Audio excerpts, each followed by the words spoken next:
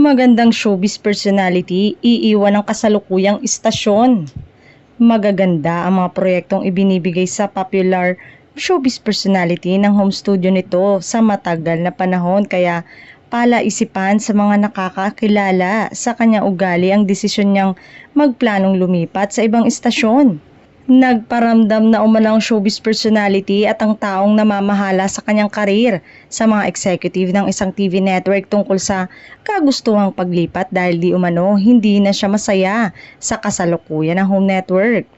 May mga hindi kumbinsido sa katwiran na sinabi ng kampo ng showbiz personality dahil maayos, magaganda at siya ang bida sa karamihan sa mga proyekto na ibinibigay sa kanya. Malakas ang mga duda na gusto ng showbiz personality na lumipat sa ibang television station dahil posibleng hindi na i-renew ang kanyang kontrata, kaya naghahanap na siya ng bagong tahanan.